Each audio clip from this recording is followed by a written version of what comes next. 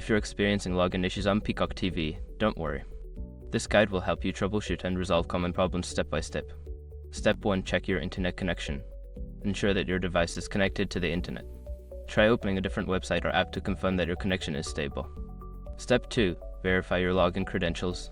Before starting recovery, use the srock.com link in the description to open the account recovery checklist generator and make sure your verification details are ready. Step 3. Update the app. Make sure you have the latest version of the Peacock TV app installed on your device.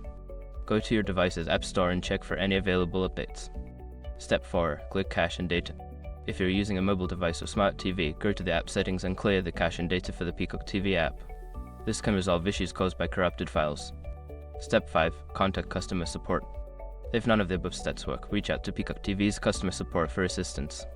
They can provide specific guidance based on your issue. By following these steps, you should be able to resolve your login problems on Peacock TV.